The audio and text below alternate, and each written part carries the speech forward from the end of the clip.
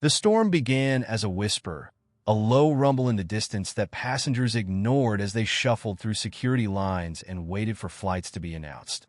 By the time night had fallen, the storm had become a feral beast, snarling against the terminal's glass walls. Torrential rain blurred the view of the tarmac, where planes sat idle, their wings shimmering under the relentless assault of lightning strikes. Inside, the fluorescent lights of the terminal flickered sporadically, casting long, ghostly shadows across the polished floor. The announcement came at 9:37 p.m., delivered in the dull monotone of an automated voice. Attention, passengers. Due to severe weather conditions, all remaining flights have been delayed until further notice. Please remain in the terminal. The collective groan that followed reverberated through the cavernous space. Frustration was palpable as weary travelers huddled around their phones, searching for answers.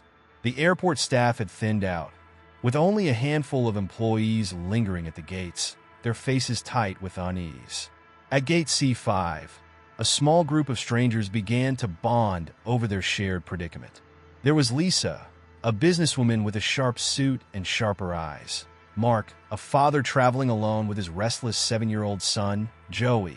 And Amanda, a nervous college student clutching her laptop like a life raft. Rounding out the group was Victor, a grizzled pilot who had been grounded along with everyone else. Despite his stoic demeanor, Victor's hands trembled as he sipped from a styrofoam cup of lukewarm coffee. The airport felt strangely quiet, with most passengers huddled near the food court or trying to sleep on uncomfortable chairs. Vast stretches of the terminal were eerily empty.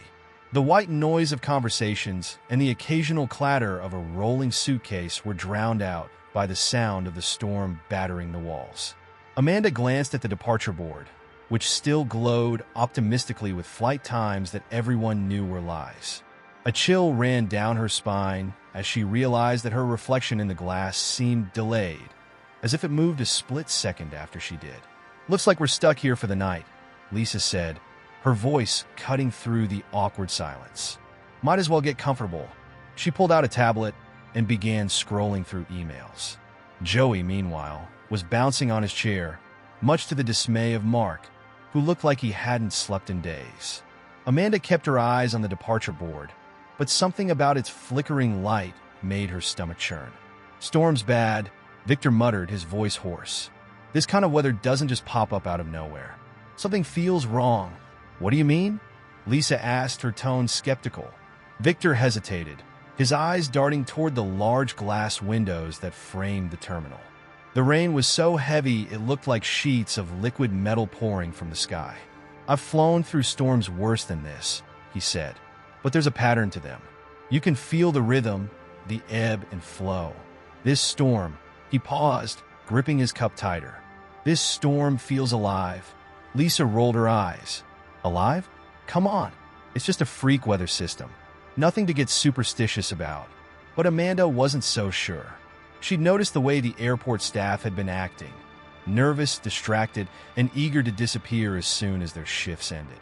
There was an unspoken tension in the air, a heaviness that pressed down on her chest like an invisible weight.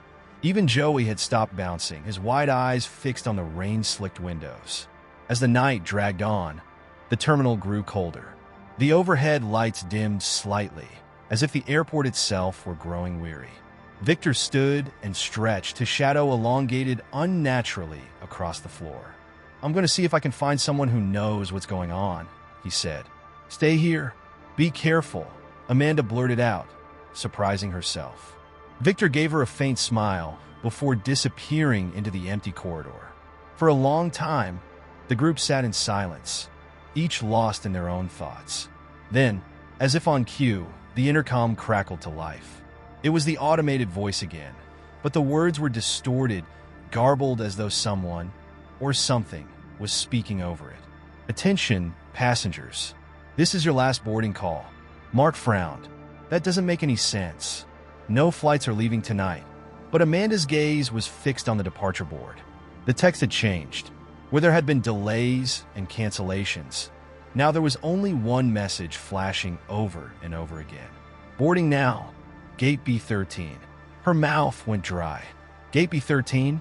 She whispered. I didn't think this airport even had a Gate B13. Lisa's tablet screen flickered and went dark. Joey clung to his father's arm, and in the distance, faint but distinct, came the sound of a boarding announcement, a soft, melodic chime that seemed to echo from nowhere and everywhere all at once. Victor, Amanda murmured, her voice trembling. Where are you? Victor didn't come back. The group waited for what felt like hours, but the pilot's confident stride down the corridor had vanished into the shadows of the terminal. Lisa checked her watch repeatedly, her irritation growing. This is ridiculous, she snapped, standing up. I'm not going to just sit here while we wait for some storm to blow over. Mark, cradling a half-asleep Joey against his chest, sighed. And what do you plan to do? March into the rain and flag down a taxi? We're stuck here, Lisa. Sit down. Lisa ignored him, walking toward the nearest security desk. It was empty, the chair pushed back as if the occupant had left in a hurry. She leaned over the counter and grabbed a radio. Static buzzed from it, and she pressed the button to speak. Hello? Can anyone hear me? We got stranded passengers here at Gate C5. Is there anyone left in the building? The only response was the faint crackle of static, followed by a soft whisper. It was faint, but distinct enough to send a chill down her spine. Don't look for the gate. Let the gate find you. Lisa dropped the radio with a sharp clatter, staring at it as if it had come alive. She turned back to the group, her face pale. Something's not right, she muttered. You're just figuring that out now? Amanda replied, her voice taut with fear. The departure board flickered again. Gate B13, now boarding. The letters seemed to glow unnaturally, their light casting long shadows that stretched across the empty terminal. Amanda stood, unable to tear her eyes away from the board. This can't be real, she whispered. That gate doesn't exist. I've been through this airport a dozen times. There's no B13. Joey stirred in Mark's arms, his small voice breaking the tension. Daddy, he mumbled, pointing toward the hallway Victor had taken. There's a man. Mark turned sharply. The corridor was dark, the flickering emergency lights casting just enough illumination to make out vague shapes. For a moment, he thought Joey was imagining things. Then, the shadow moved. It was Victor, or at least it looked like him. His gait was uneven, his steps dragging as though his legs had forgotten how to walk. His face, usually rugged and sharp, was slack and expressionless. He stopped just short of the group, standing under a flickering light. Victor! Amanda called out, relief washing over her. But Victor didn't respond. His head tilted slightly, almost unnaturally, as if he were trying to hear something distant. Then his lips moved, forming words no one could hear. Lisa stepped forward cautiously. Victor, where have you been? What did you? Her voice faltered as the intercom crackled to life again, drowning her out. The automated tone had returned, but the voice wasn't the neutral monotone from before. This one was deeper, guttural, and almost mocking. Passengers for Gate B13, please proceed immediately. Your flight is waiting. Victor's head snapped toward the group, his eyes widening with a wild, manic energy. He spoke then, his voice raw and hoarse, as if it had been clawing its way out of his throat. Don't follow the sound. Whatever you do, don't follow the sound. Before anyone could react, the lights above him flickered violently, and in an instant, he was gone. The space he had occupied was empty, save for the faint scent of burnt ozone lingering in the air. Amanda's knees buckled, and she fell into one of the plastic chairs. What is happening? She whispered, her voice trembling. Mark held Joey tighter, his eyes darting toward every corner of the terminal, as if expecting another shadow to move. We need to stick together, he said firmly, though the tremor in his voice betrayed his fear. Lisa, for the first time since the storm had begun, looked genuinely shaken. Together, she agreed. Her eyes flicked toward the glowing message on the departure board. Now boarding, Gate B13. And then, as if to punctuate the moment, the intercom buzzed one more time. This time, there were no words, only a soft, breathy whisper. It was low and faint, but it was enough to make Amanda shiver. It said her name. The whisper lingered in Amanda's ears long after it stopped. a ghostly resonance that seemed to vibrate through her skull. She clutched the armrest of her chair, her knuckles pale against the worn plastic. "It said my name," she murmured, her voice trembling. "I swear it said my name." Lisa paced back and forth, her heels clicking against the linoleum floor in a rhythm that only added to the tension. "You're imagining things," she said, though her eyes betrayed her unease. "This whole place is messing with us." Lights flickering, weird announcements, Victor disappearing. It's some kind of electrical failure. Maybe." Mark didn't look convinced. He was cradling Joey protectively, the boy's head buried in his father's chest. "Electrical failures don't whisper people's names," he said sharply, "and they don't make people vanish into thin air." Amanda finally stood, her legs shaky but determined. "We can't just sit here," she said. "If we do, whatever's happening, it's going to come for us too. We need to figure out what this Gate B13 is." "Figure it out?" Lisa snapped, spinning to face her. "You're kidding, right? If Victor's warning meant anything, it's that we stay put and don't go looking for trouble. What if staying here is the trouble?" Amanda shot back. Her voice was louder than she intended, and Joey flinched, tightening his grip on his father's jacket. She softened her tone and turned to Mark. "You heard what the intercom said. The Gate will find you. It's like this place is trying to pull us somewhere. If we don't move, it'll happen anyway, and we'll be sitting ducks." Mark hesitated, looking down at Joey, who was now whispering something incomprehensible into his father's shirt. "Joey," he said gently, pulling the boy back to meet his gaze. "What is it, buddy? What are you saying?" Joey's eyes, glassy and distant, looked up at him. "The people at the gate," he said softly. "They're waiting for us. They said we're late." Lisa froze mid-step. "What did you just say?" "The people," Joey repeated, his voice flat, almost monotone. "They're at the gate. They're really tall, and their faces—" He trailed off, burying his face back in Mark's chest. Amanda exchanged a glance with Lisa, and for the first time, they seemed to be on the same page. "I don't care if it's dangerous," Amanda said firmly. "I'm not going to wait for whatever's out there to come here. We're going to find Gate B13, figure out what's going on, and get out of this nightmare." Lisa opened her mouth to argue, but before she could, the intercom crackled to life again. This time, the voice was different, soft and inviting, almost like a lullaby. "Passengers Amanda, Lisa, Mark, and Joey," it cooed. "Your flight is ready for boarding. Proceed to Gate B13 now." The sound of their names was enough to shatter Lisa's composure. "Fine," she hissed. "We go together.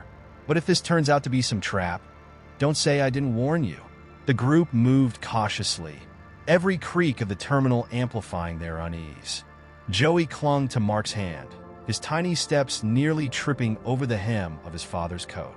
The signs overhead pointed to gates A through F, but none of them mentioned a Gate B13.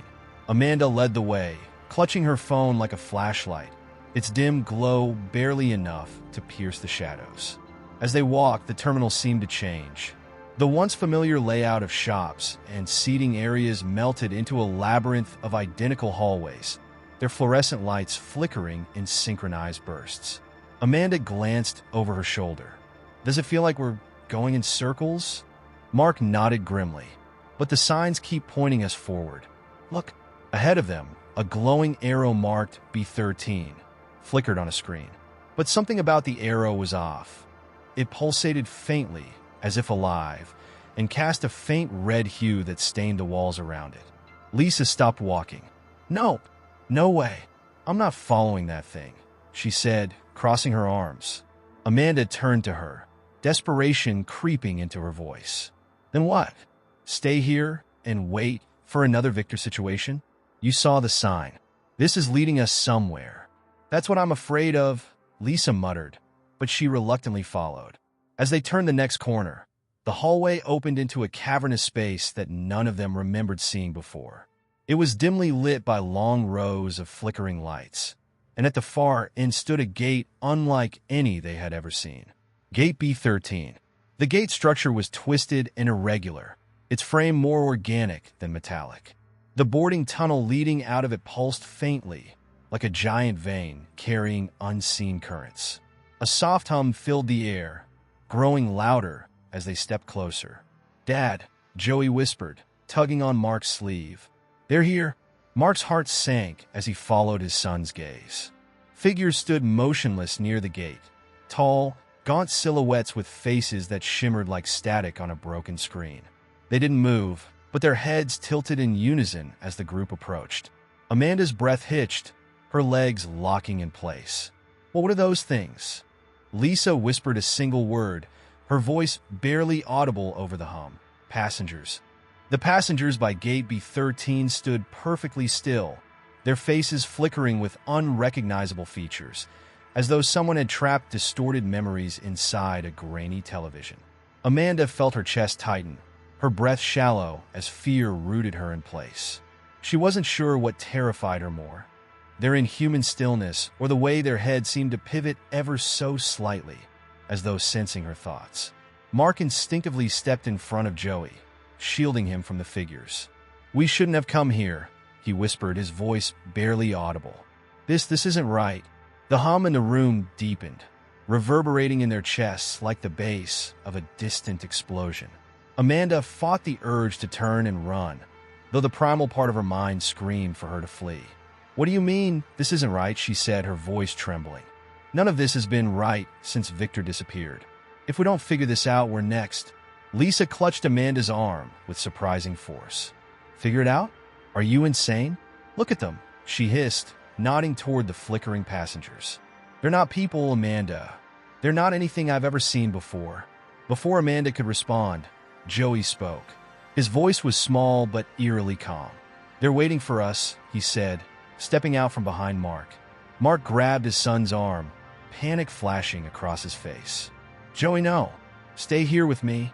"They said we're late," Joey replied, tilting his head toward the gate. "If we don't board soon, they'll leave without us. Then we'll be stuck here forever." Amanda crouched down to Joey's level, her hands gripping his shoulders. "Who said that, Joey? Who told you that?" Joey pointed toward the flickering passengers. "They did," he said simply. The tension in the room seemed to thicken, pressing down on them like an invisible weight. Amanda felt a cold sweat forming on her brow. "This can't be happening," she muttered, half to herself. But Joey's unwavering stare forced her to consider the impossible. We can't just stay here," she said finally, looking at the others. "If we don't do something, we'll end up like Victor." Lisa shook her head vehemently. "Do something?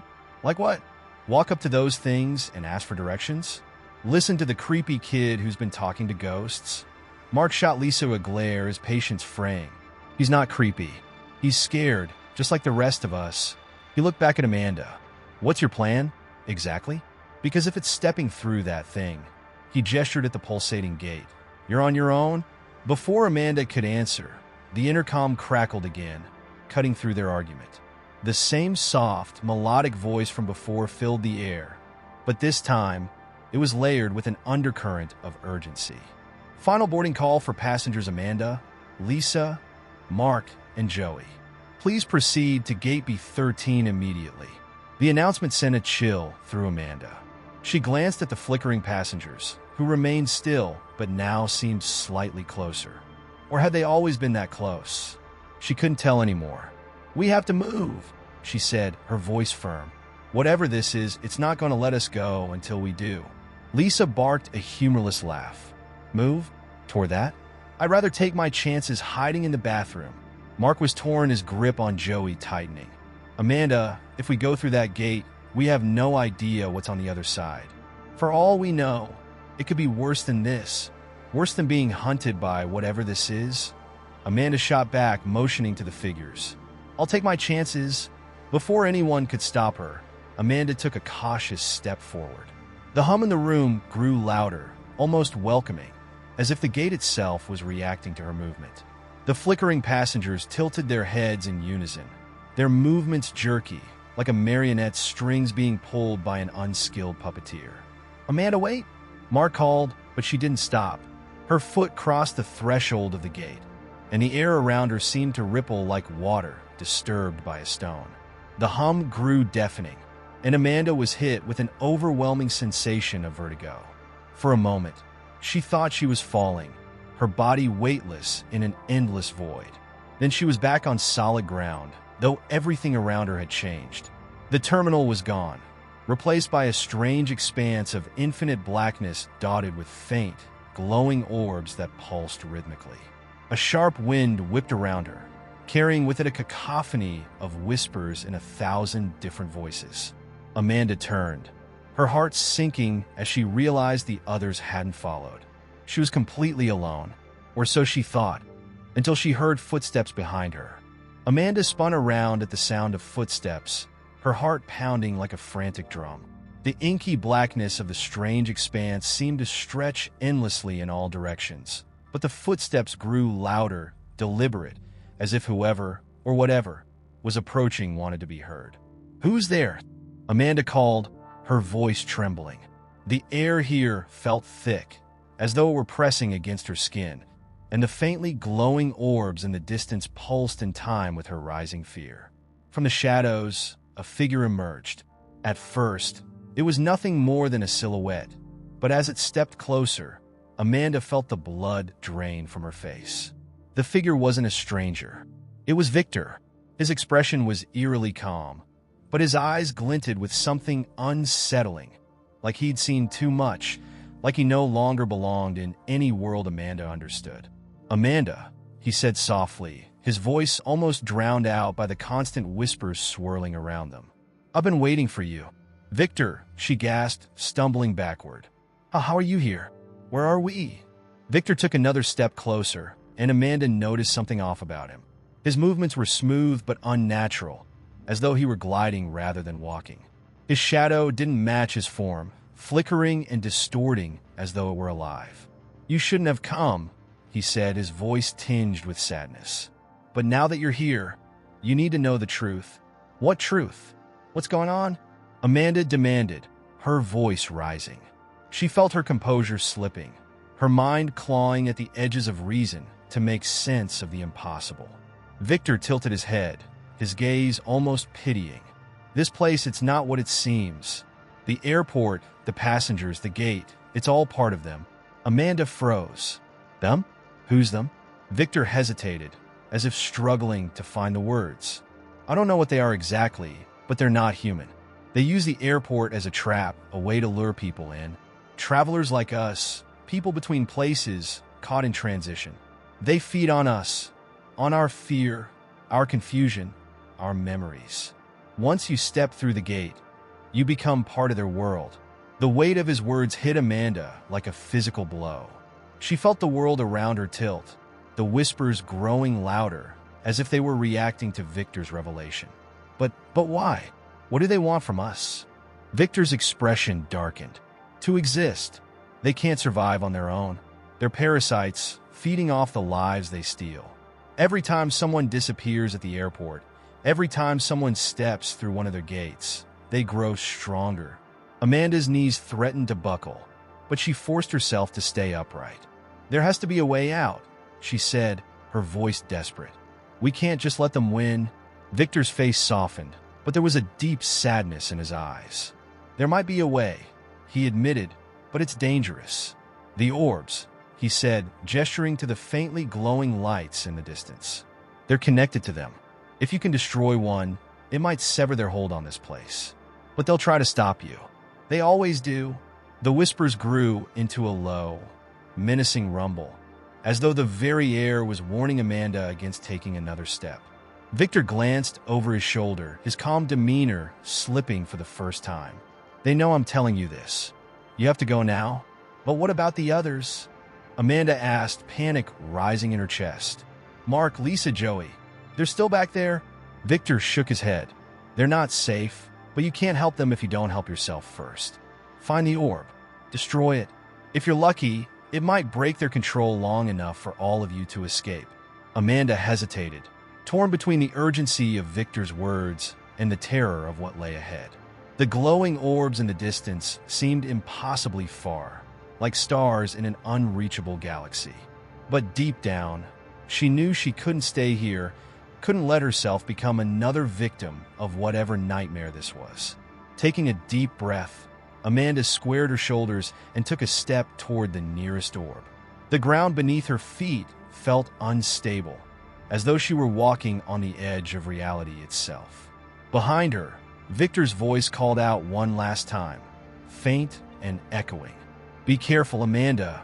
They'll come for you now." And with that, the whispers exploded into a cacophony of shrieks, and the darkness around her began to move.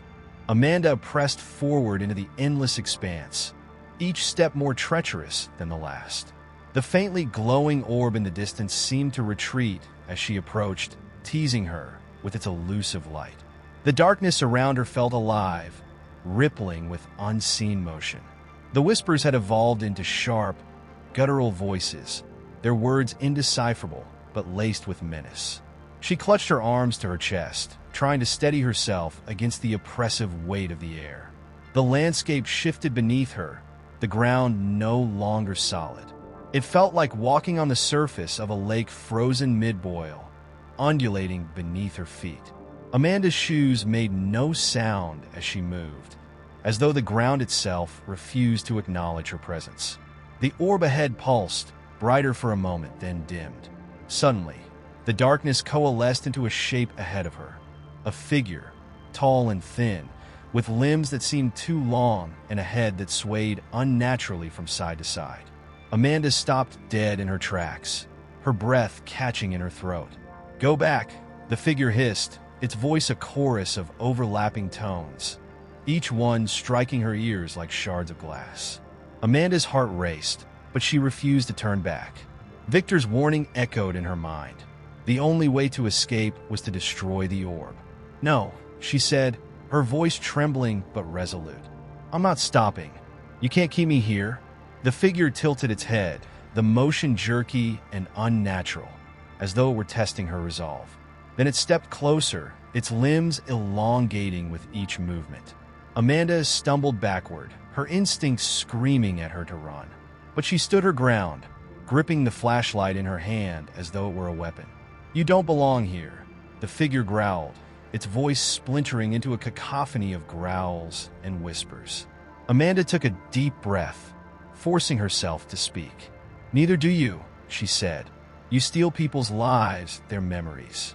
That's not living. That's hiding." The figure paused, its head twitching as if her words had struck a nerve. For a fleeting moment, Amanda thought she saw something human in its eyes. Regret, perhaps, or sorrow. But it was gone as quickly as it appeared, replaced by a rage that burned like molten steel. The figure lunged, its limbs stretching unnaturally as it reached for her. Amanda turned and ran, her feet pounding against the shifting ground. The whispers around her erupted into a deafening roar, and the air grew thick, as though the darkness itself were trying to pull her back.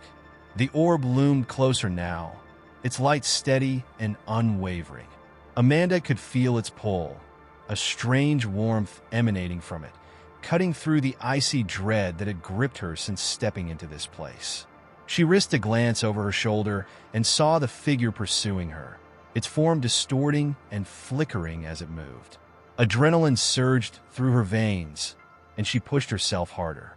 The ground beneath her became jagged, like shards of broken glass, cutting through her shoes and biting into her feet. Pain shot through her, but she didn't stop. She couldn't. Finally, she reached the orb.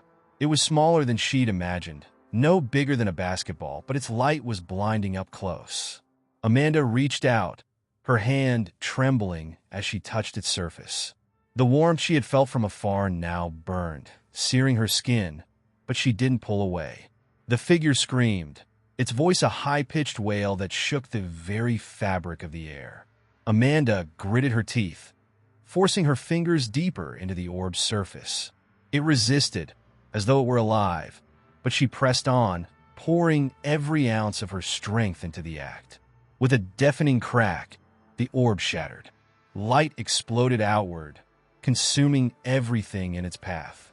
The figure let out a final, guttural scream before disintegrating into the light, its form evaporating like smoke in the wind. Amanda collapsed to the ground, the world around her dissolving into silence. The oppressive darkness was gone, replaced by an infinite void of white light.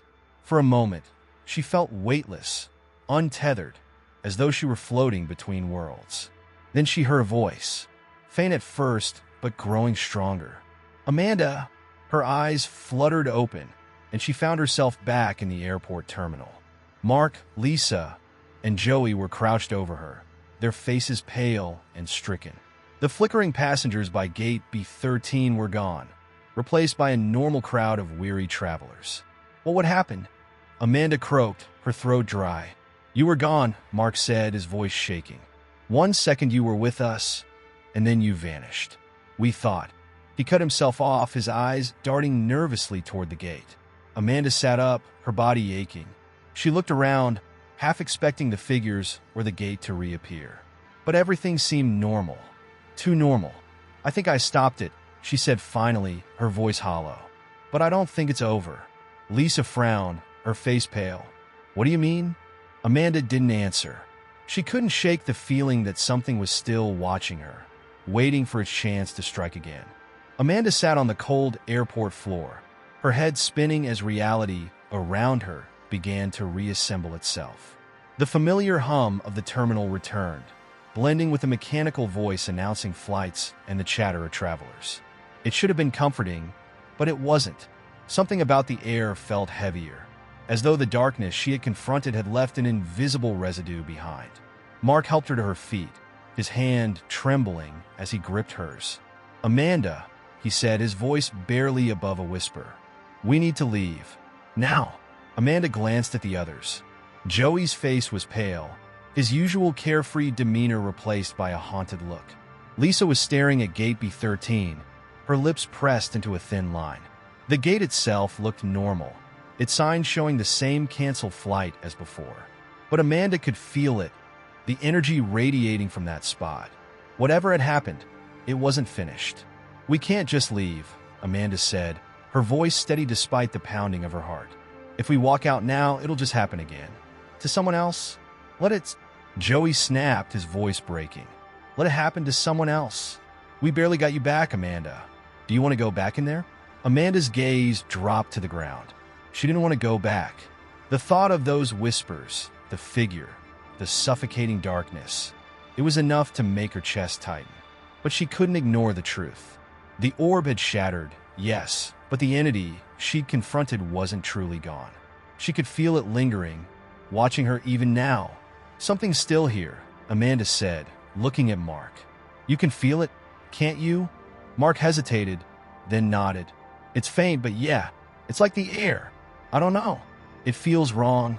Lisa, still staring at the gate, finally spoke. "There's something on the floor," she said. They followed her gaze. At first, Amanda saw nothing unusual, just the usual scuffed linoleum and gum stains of a busy terminal.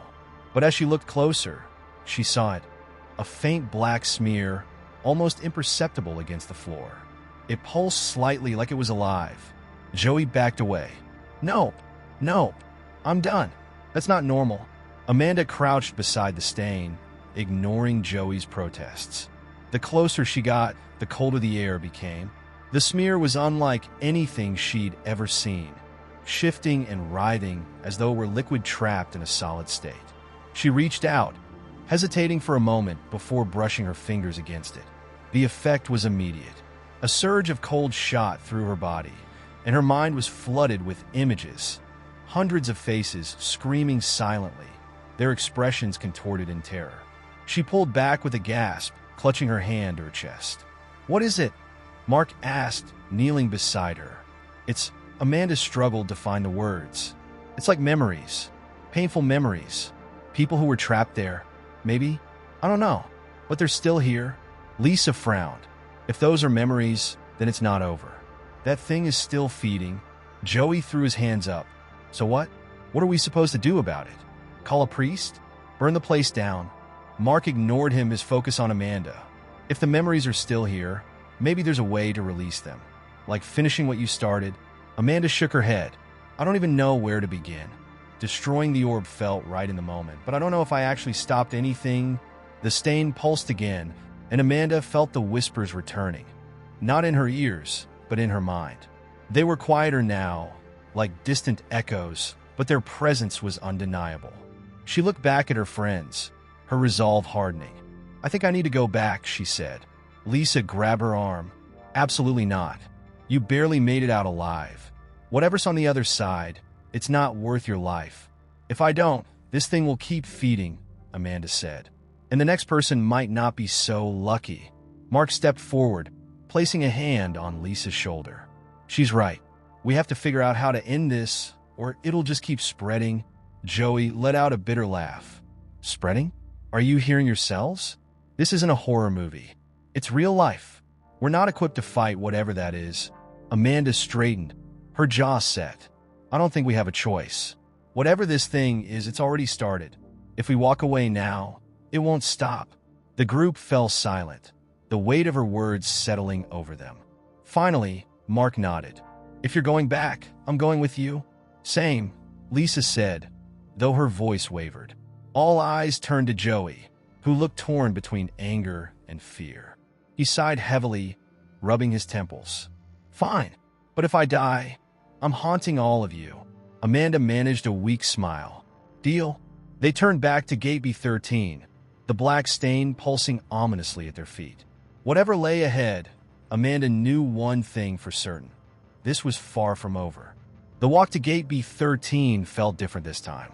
It wasn't just the usual sense of exhaustion that weighed on their feet, but something darker, something invisible pressing down on them, heavy and suffocating. The terminal, once a place of buzzing activity and bright fluorescent lights, now felt like an old, decaying building. The walls seemed to lean inward, as though the entire structure was slowly collapsing in on itself. Amanda kept her gaze ahead, but her heart raced as she noticed every minor detail: the flickering lights, the unnatural quiet between announcements, the feeling that something was waiting. As they neared the gate, the stain on the floor seemed to pulse in rhythm with their footsteps. With each step, the floor seemed to grow colder, and a sharp, icy draft swept through the terminal, though the air conditioning had long since stopped working. Mark's hand brushed against Amanda's arm, his fingers tight with worry. He was clearly trying to remain calm for Lisa and Joey's sake, but she could see the tension in his shoulders, his muscles coiled like a spring ready to snap. When they reached the threshold of Gate B13, Amanda hesitated. The door was slightly ajar, a sliver of darkness visible on the other side. The area around the gate looked ordinary, too ordinary. It was as though they were walking into a space that had been frozen in time, untouched by the chaos they had just experienced. Yet Amanda could feel it, that pulling sensation in her gut, the sensation of being drawn into something that was never meant to be seen. "Do you feel it?" Lisa asked quietly, her voice trembling as she gripped Amanda's arm. Amanda nodded. "It's like the door's alive, waiting for us to open it." Joey looked between the group, his face tight with fear. "I'm not going in there." "You have to," Amanda interrupted, her tone firm. "We all have to face it. There's no other way out." The words felt like a lie even as she spoke them. There was no guarantee that facing whatever lay beyond the door would solve anything.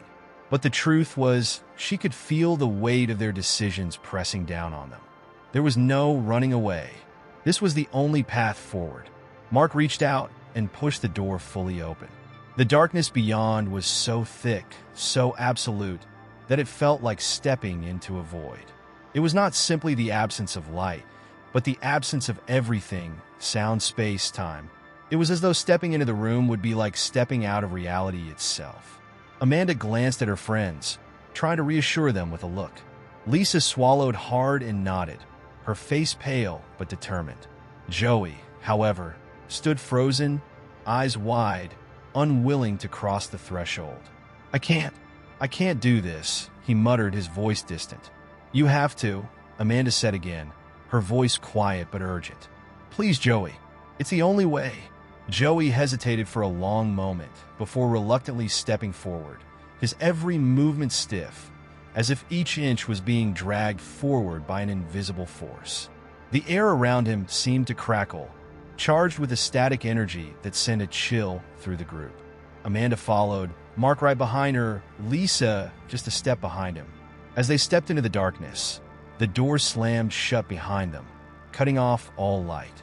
The air shifted immediately, becoming dense and suffocating. They could no longer hear the hum of the terminal or the soft murmur of distant voices. It was as though they had entered a space beyond time, a limbo where nothing existed except them and the oppressive atmosphere around them. In the complete absence of light, Amanda's other senses became sharper. She could feel the pulse of the air against her skin, thick and cold, the smell of something faintly metallic, like blood or rust. She could hear the faint, distant hum of something. An engine? A whisper? It was hard to tell. Everything felt distorted, like the world had been turned sideways. "We're not alone," Mark said, his voice barely a whisper. Amanda didn't need him to say it. She had felt it too. The unsettling presence that hovered just out of sight, like eyes watching them from the edges of the darkness. "I don't like this," Lisa said, her voice shaking. "I don't want to be here." "We don't have a choice," Amanda replied, her voice hard and steady, despite the fear gnawing at her own insides. "We have to keep moving." They walked, though it felt more like stumbling through a fog than making progress. The darkness seemed to stretch on forever, with no end in sight. Yet, despite the void surrounding them, Amanda's senses remained heightened. Every footstep echoed, reverberating strangely in the air, and every breath felt strained, as though the very atmosphere was working against them. And then, just as Amanda thought she could bear no more, the path before them shifted. The darkness parted in front of her, and a faint light emerged from nowhere, casting an eerie glow over the scene.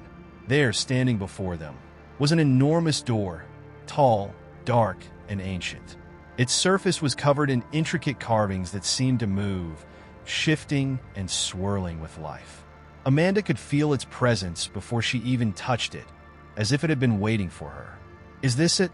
Mark whispered. "I think so," Amanda replied. She could barely keep the tremble from her voice. The weight of the moment was suffocating. The door seemed to beckon her, urging her forward.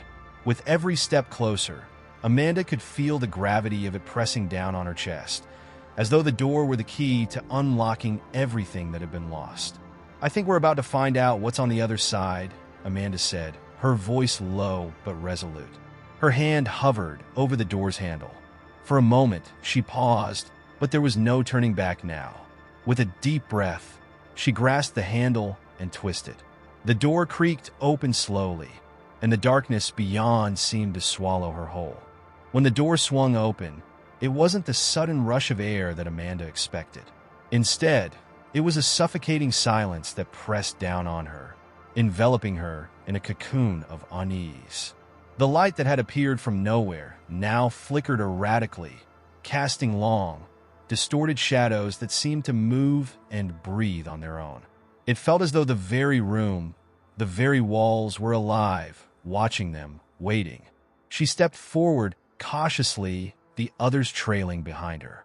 The room inside was vast, far larger than it had any right to be. The air inside was heavy, thick with the scent of old wood, and something sharper, something metallic. There were no windows, no doors, just walls that seemed to stretch on forever. A low hum filled the space, vibrating in her bones. It wasn't a sound, not exactly, but more of a sensation, like a frequency that made the hair on the back of her neck stand on end. Amanda's eyes darted across the room, searching for anything familiar, anything that could explain what was happening. But all she saw was a vast emptiness. The floor was covered in a dark carpet, the color of dried blood, and there were strange markings on the walls. They weren't symbols that Amanda recognized, but they seemed to pulse and shift as she stared at them, as though they were alive, changing with every blink. She couldn't look away. There was something hypnotic about the way they moved, almost as if they were drawing her in. Mark stepped into the room behind her, his voice barely a whisper. "This place is not real. It can't be." Amanda didn't respond. She couldn't. The words felt hollow in her mouth. How could she explain something so intangible, something that made no sense? This room defied logic, and yet it felt like it had always been here, waiting for them to find it. Joey's voice cut through the silence, trembling with fear. "This place, it feels wrong. I don't want to be here. Let's just go back. Please, Amanda." His voice cracked at the end, the panic in his tone unmistakable. Lisa, standing a few paces behind Amanda, let out a soft gasp. "There's something over there." She pointed to a corner of the room, her fingers shaking. "It's a door, but it doesn't look like one." Amanda turned, following Lisa's gaze. There, in the far corner, stood what looked like a door, but it was no ordinary door. The wood was warped, twisted, the surface covered in a layer of dark, sticky substance that gleamed in the flickering light. The handle was missing, but the outline of the door was unmistakable. The closer they got, the more unsettling the door became. Amanda could feel her stomach tightening as she approached it, the hairs on her neck standing on end. She wanted to turn back, to leave this place and never look at it again, but something inside her, a primal instinct, drove her forward. She couldn't explain it. There was a pull, a force that urged her on. "Do you think we should open it?" Mark asked, his voice hoarse, barely audible over the low hum. There was a hesitation in his words, a deep fear that Amanda couldn't ignore. And yet, despite the terror clawing at her, she found herself nodding. "We have to know what's behind it," Amanda said, her own voice shaking. She didn't know why she felt this way, why this door seemed so important. But there was no turning back now. They had come this far. There was no way out but through. Without another word, she reached out and grasped the handle. It was cold, unnaturally so, like the touch of metal in the dead of winter. She tugged on it, but the door didn't budge. It didn't even creak. For a moment, she thought it was locked, but then the hum around them grew louder, more insistent, like the room was alive and responding to her touch. With a final, determined push, the door swung open, revealing a small, dimly lit room beyond. It was barely larger than a closet, the walls lined with shelves that were filled with strange objects. Old books, jars filled with odd substances, and what appeared to be remnants of some ritual. The air in the room was thick with dust, and the smell of something foul lingered. But it wasn't the contents of the room that caused Amanda's breath to catch in her throat. It was the figure standing at the far end of the room. The figure was tall, cloaked in darkness, its form blurred, as though it were both there and not there at the same time. Amanda couldn't make out any distinguishing features, but the presence was undeniable. It was watching them, waiting for them to make the next move. Who are you?" Amanda called, her voice steady despite the terror flooding her veins. But the figure didn't answer. It didn't move. It just stood there, watching them with a gaze that felt as though it were cutting through them, through their very souls. Mark stepped forward, his voice barely above a whisper. "We need to leave. Now." His words were laced with urgency, his fear palpable. But Amanda couldn't move. Her feet felt rooted to the spot, her body frozen in place by an unseen force. The figure didn't speak, but somehow she knew what it wanted. It wanted them to enter the room, to cross the threshold and step into whatever dark reality lay beyond. She wanted to resist, to turn around and run, but the pull was too strong. It was as if the room itself was reaching out, trying to drag them in. "Amanda," Lisa whispered, "we have to go. This isn't right." Amanda felt the weight of her friend's fear, but it was too late. The door behind them slammed shut with a deafening bang, and the figure in the room took a step forward, its form becoming clearer, its presence now overwhelming. Suddenly, the hum stopped. The room was silent again, and Amanda felt a cold, creeping dread settle deep into her bones. This wasn't just some hidden room. It was a place of something ancient, something that shouldn't be disturbed. And yet, now that they had opened it, they had sealed their fate. There was no escaping what was to come next. The air inside the hidden room was thick with tension, a palpable weight that pressed against their chests. The silence, once unsettling, now felt suffocating, as if every breath they took was a violation of the eerie stillness that surrounded them. Amanda felt the eyes of the figure on her, but she couldn't bring herself to look directly at it. It wasn't that she was afraid. It was something deeper, something more primal. There was a pull in the air, a magnetic force that drew her attention without her consent. The figure, still cloaked in shadows, had not moved since they entered. It stood perfectly still, its form indistinct, like a black silhouette against the dim light. It felt wrong, as if it didn't belong in this reality, and yet it was undeniably there. Amanda's heart pounded in her chest, her body frozen in place. She wanted to turn back, to flee, but the door was gone. It had vanished the moment they crossed the threshold, replaced by an impenetrable wall of darkness. Mark, sensing her hesitation, took a step forward, his voice trembling. "We need to leave. This place isn't normal. None of this is." His words hung in the air, but they felt hollow, as though they had no weight in this room of shifting reality. But Amanda couldn't bring herself to respond. Her gaze remained locked on the shadowy figure, her body unwilling to obey her mind. It was as if the room itself was pulling at her, urging her forward. She tried to take a step back, but her legs wouldn't move. The others, too, stood frozen in place, their eyes wide with a mixture of fear and confusion. The hum that had filled the room earlier began again. Only this time it was different. It was louder, more insistent, vibrating through her bones, making her feel as though the very air was alive with some unseen force. The walls seemed to pulse, the floor beneath her feet rippling like water disturbed by an unseen hand.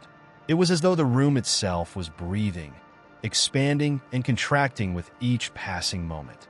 It was no longer a place. It had become something else, a living entity. And then, without warning, the figure spoke. Its voice was low, barely a whisper, but it reverberated in Amanda's mind as if it were coming from everywhere at once. "You are here," the voice said, and Amanda felt a shiver run down her spine. "You are here because you sought what should never be found. And now, you must face what you have disturbed." The words echoed in her mind, resonating with a deep, primal truth. This was no mere room, no hidden space in the airport. It was a nexus, a place between worlds, between realities. And they had unknowingly crossed the threshold into something ancient and unfathomable. Joey's voice broke through her thoughts, shaky and desperate. "We don't belong here. We shouldn't have come." Amanda wanted to agree, to tell him that they needed to leave, but she couldn't. It was as though the very essence of the room had taken hold of her, twisting her thoughts and keeping her rooted in place. She wanted to scream, to demand that the figure tell them what it wanted, but the words stuck in her throat. It was as if her voice no longer belonged to her.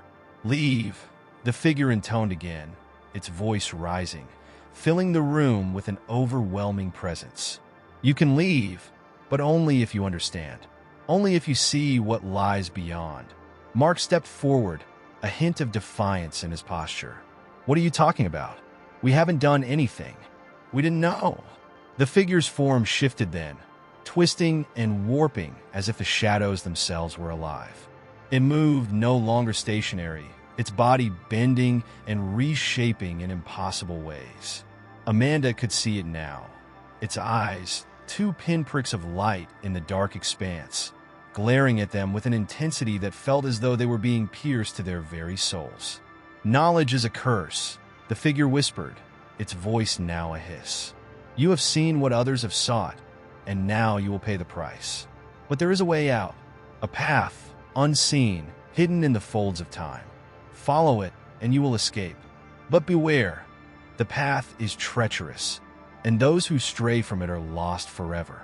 The room seemed to distort with every word it spoke, the walls flickering like the surface of a disturbed pond. Amanda's head spun as she tried to make sense of what the figure was saying. A hidden path? What was it talking about? And why did it sound like a warning, a trap? Lisa, her voice barely above a whisper, asked, "What do you mean? What is this place? What do you want from us?" The figure tilted its head, as though considering her question. For a moment, there was nothing but the low hum, and then it spoke again, its tone colder, more distant. "The path is yours to choose," it said, its words lingering in the air like a poisoned breath. "But you must hurry. Time here is not as it is in your world. The longer you stay, the more it will claim you." The clock is ticking. Amanda's mind raced. She had no idea what was happening, what this place was, or why they were trapped here. But there was one thing she was certain of. The figure's words were not empty threats. There was something ancient and powerful at work here, something that didn't care about their lives, their futures. It was as though the very fabric of reality had unraveled, and they were caught in the middle of it. "We need to leave," Amanda said, her voice hoarse, but the words felt wrong even as they left her lips. She didn't know how to leave. There was no door. There was no escape. The figure's laugh was soft, almost pitying, and it sent a chill down her spine. "You cannot leave, not yet, but you may find the path. It lies beyond the veil of understanding, hidden from those who cannot see. Find it, and you may yet return." And with that, the room seemed to shift once again, the walls closing in, the air growing colder. The path, whatever it was, had to be found. But where? How? The answers lay hidden in the spaces between time, and they had no choice but to search. Because now, there was no turning back. The figure's words haunted her, and she knew, deep down, that finding the unseen path was their only hope for survival. The air in the room felt denser now, thicker with an inexplicable presence that seemed to weigh heavily on their minds. Amanda stood frozen, trying to digest the cryptic words of the figure, but they seemed to echo in her mind, forming a distant hum that drowned out her thoughts. It was as if the room itself had become a prison of confusion, a limbo where reality twisted and contorted. There was a pressing need to move, to find this so-called unseen path, but the way forward felt unclear, obscured by the ever-growing sense of dread. Mark, ever the skeptic, shook his head. "This isn't real. We got to be dreaming or hallucinating. None of this makes sense." His voice wavered, uncertainty creeping into his words as he glanced around, his eyes searching the walls for any signs of an exit, but there was nothing. The darkness, thick and oppressive, was all that surrounded them. But Amanda wasn't convinced. The figure's words had struck a chord in her, something deep within her that stirred with the knowledge of an ancient truth. There was a connection here, a thread woven through time and space that she could almost feel if she concentrated hard enough. She closed her eyes for a moment, letting the figure's voice echo in her mind. "Find the path." The words wrapped around her consciousness like a thread, pulling her towards something she couldn't yet see. But it was there. She could feel it.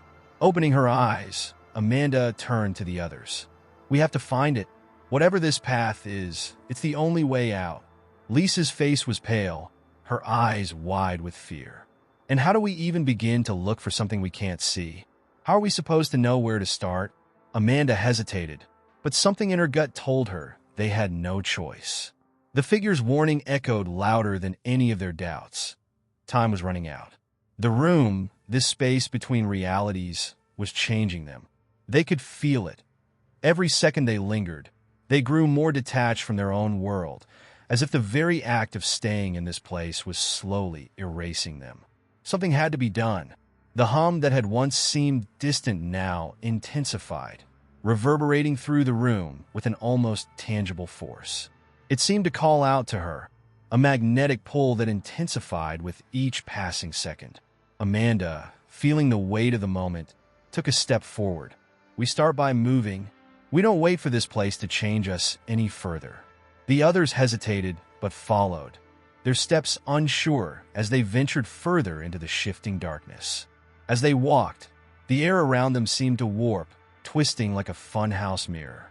Shapes danced at the edges of their vision, flickering in and out of existence. But no matter how many steps they took, the figure remained at the far end of the room, watching, waiting. For what felt like hours, they walked in silence, the path ahead always seeming to shift just out of reach. It was disorienting, as if the room itself was designed to confuse them, to disorient their sense of direction. No matter how many turns they made, how many steps they took, the walls seemed to change in ways that didn't make sense, as though they were walking in a loop, trapped in an endless cycle. Mark broke the silence again. "This is madness. We're going in circles. We should have never come in here." But Amanda's focus remained fixed. The path was there. She could feel it, faintly like a pulse at the back of her mind. The hum had become louder, almost unbearably so, and she followed it instinctively, letting it guide her. And then, just when it seemed like they would never escape, a shift in the air, almost imperceptible, caught her attention. The room seemed to open up, and before her, a narrow path appeared, barely visible, leading into an even darker expanse. It wasn't much, but it was something, a glimmer of hope. "There," Amanda whispered, pointing toward the path. The others stared at it, unsure. Lisa looked at her, her expression a mix of disbelief and fear. "Is that really it? Is that the path we need?" Amanda nodded, her breath shaky but determined. "It has to be. We don't have another choice." With no other option but to follow their instincts, they stepped onto the path. The moment they did, the air seemed to shift again. It wasn't the oppressive weight they'd felt before. Instead, it was lighter, freer, as if they had crossed some invisible threshold. For a moment, it felt almost too easy, too simple. It was a dangerous thought, and Amanda knew it. Something wasn't right about how suddenly the path had appeared, but there was no time to question it. They had to move forward. The path led them deeper into the darkness, the walls narrowing until they were walking single file. It was an eerie, quiet kind of darkness, one that seemed to breathe with them, as though the very shadows were alive, watching their every move. Amanda's heart raced, each footstep echoing louder than the last, the silence pressing against them. Suddenly, a strange light appeared at the end of the path, flickering in and out like a dying flame. It was small, but it was enough to break the monotony of the darkness. Amanda felt a surge of hope, her pace quickening as she neared it. But then, just as quickly, the light disappeared, vanishing as though it had never existed. Panic rose within her as the walls seemed to close in once more. The air became heavy, thick with an overwhelming presence. She reached out, but there was nothing but the blackness that surrounded them, an endless void. "Where is it?" Lisa's voice was tight with fear, the panic in her words impossible to ignore. "Where's the light?" Amanda's throat was dry, her mind spinning. Had they been deceived? Was this some cruel game that the figure had set in motion? But even as she thought it, the answer became clear in her mind, like an unwelcome truth. They hadn't just found a path. They had crossed into something much darker than they could have ever imagined. The light would come again, she realized, but it wouldn't be the kind of salvation they expected. It would be something else entirely, something that would reveal the true cost of their intrusion. The path was only the beginning, and what lay at its end would change everything they thought they knew about this place. The journey ahead was no longer about escaping. It was about surviving whatever it was that watched them from the darkness. As they trudged along the narrow, seemingly endless path, Amanda couldn't shake the feeling that something fundamental had shifted. The darkness around them, once an oppressive and looming presence, now seemed more like a companion, shadowing their every movement, following them with an unsettling patience. It was as if the very air had turned against them, thick and suffocating, while the path stretched on, leading them deeper into an abyss that was hard to define. Mark, always the realist, voiced the question that had been gnawing at the back of Amanda's mind. "Do you think this is a trick? Maybe this path doesn't really lead anywhere." Amanda didn't reply immediately. It was a difficult question to answer, one that didn't have an easy resolution. Everything about this place felt wrong. The air was too thick, the shadows too deep, and the oppressive silence too stifling. But there was no turning back now. Their feet kept moving, driven by a force they couldn't understand, but at the same time, they felt it, the same sensation of something being just out of reach, something that both beckoned them and threatened to consume them. Lisa, who had been unusually quiet since the figure's warning, spoke up then. Her voice was trembling, betraying her fear. "What if we're not supposed to find anything? What if the figure was just messing with us? What if we're stuck here forever?" Her words stung, hitting Amanda with an uncomfortable truth. The path ahead offered no certainty, no assurances that they were moving toward salvation. Every step felt like they were only further entrenching themselves in this nightmarish scenario, falling deeper into a labyrinth that didn't have an exit. But if they stopped, if they let their fear control them, the path would consume them faster. This was no longer just about surviving. It was about resisting the suffocating pull of despair that threatened to take hold of them. Suddenly, the path in front of them seemed to open up, revealing a faint glow at the far end. It was weak at first, flickering in and out like a distant star struggling to shine through a storm. Amanda's heart skipped a beat. Could it be? Had they found the light the figure had hinted at? The promise of escape? Without thinking, Amanda quickened her pace, her footsteps falling in time with the increasing pulse of light. Mark and Lisa followed, their hesitation slipping away in the wake of her determination. But the closer they got, the stranger it seemed. The light wasn't warm. It didn't give off the comforting warmth one might expect from a beacon of hope. No, this light was cold and sterile, flickering in an artificial manner that made Amanda's skin crawl. It was like the kind of light one might find in a hospital room, cold, distant, and devoid of any real life. When they finally reached it, they were confronted with a sight that none of them had expected. It was a door, an old wooden door, weathered with age, standing alone in the middle of the dark, empty path. The light seemed to emanate from it, but it was nothing like the warm, inviting light Amanda had hoped for. It was disconcerting, flickering in a way that made her doubt its authenticity. "This is it?" Mark's voice was incredulous. He took a cautious step forward, his hand hovering above the door handle. It was as if he was afraid that the moment he touched it, it would vanish or transform into something much darker. But despite his reservations, the pull of the unknown seemed stronger, and after a long pause, he grasped the handle and turned it. To their surprise, the door creaked open with a sound that echoed through the emptiness, as if signaling something far more significant than they had realized. But beyond the door, there was nothing but more darkness, a black void that stretched on forever, with no clear end in sight. The light they had followed, the one that had promised them an escape, was now revealed to be nothing more than an illusion, a trick designed to draw them further in. Amanda felt a chill creep down her spine. This was the moment. The door was not a path to freedom. It was a trap, a baited lure to lure them into the darkest corners of the place they had entered. But she could not turn away. The compulsion to move forward was too great. The void beyond the door was not empty. It was alive with the possibility of answers. "We have to go through," Amanda whispered, more to herself than anyone else. The words came out softer than she intended, but they carried a weight she couldn't ignore. Despite everything, despite the overwhelming sense of dread creeping into her bones, there was a force driving her forward. A path had been laid out before them. It didn't matter how wrong it felt. They had to take it. The others exchanged uneasy glances, unsure whether to follow her or refuse. But in the end, it was clear.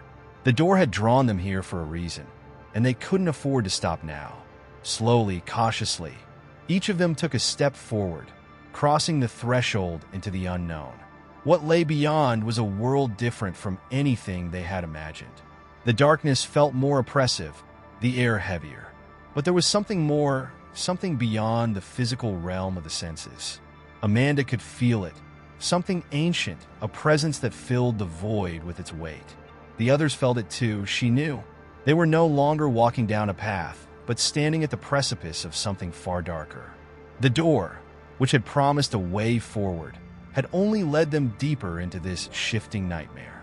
The promise of escape was false, and in that moment, Amanda realized the true nature of the place they were in. It was not a test of survival, but a prison of the mind, designed to manipulate and twist everything they thought they knew. There was no going back now. They had crossed a threshold, and the path they had followed had only led them to a more horrifying truth. The light they had followed had been nothing but a false promise. The question now was not how to escape, but how to endure the truth they had uncovered. The air around them felt heavier now, thick with the weight of their decision. The moment they crossed the threshold into the unknown, something seemed to change in the very fabric of their surroundings. The black void beyond the door had a pulse to it, an undercurrent that seemed to hum in a low, constant vibration. It wasn't just the air that felt different. Everything about this place seemed warped, like they were no longer in the world they had known. As they walked deeper into the darkness, Amanda could feel her senses betraying her. It was as if the shadows themselves were watching them, stretching unnaturally around them, closing in with every step. The world they had known, the airport that once felt like an oasis of normalcy, was gone. There was only an empty space that existed somewhere outside of time. Despite the overwhelming strangeness, Amanda couldn't shake the feeling that she had been here before, or at least somewhere very similar. The sense of déjà vu was almost suffocating. Every step they took echoed around them, the sound reverberating like a distant memory. Mark and Lisa, sensing her unease, fell into a tense silence, their own footsteps unnervingly loud against the stillness. Amanda, Lisa's voice broke through the silence, barely a whisper. "Do you hear that?" Amanda paused, straining her ears to listen. At first, all she could hear was the oppressive hum that seemed to seep from the walls. But then, just beneath that, there was something else. A faint whisper, barely audible, but unmistakable. It was as if someone was calling their names from the depths of the darkness. Mark looked around frantically, his face pale. Is someone else here? But there was no one. The space they were in was empty, barren, and yet that whispering sound persisted. It was faint, almost as if it were coming from the walls themselves, or perhaps from somewhere much further away. Amanda felt a shiver crawl down her spine as she tried to make sense of the sound. It was both familiar and foreign, like a voice she had once known but couldn't place. "We need to keep moving," Amanda said, her voice steady despite the growing panic. She didn't know why she said it. Perhaps it was to reassure herself more than the others, but it seemed to have the desired effect. Mark and Lisa followed her without a word, though Amanda could see the fear etched on their faces. As they continued forward, the air around them seemed to grow colder, the darkness deeper. The whispers intensified, becoming clearer, and now Amanda could make out fragments of words, half-formed sentences that made no sense. It was as if the very space they occupied was trying to communicate something, but the message remained just out of reach. Amanda, Lisa, Mark, the whispering was growing louder now, each name echoing in their minds like a chant.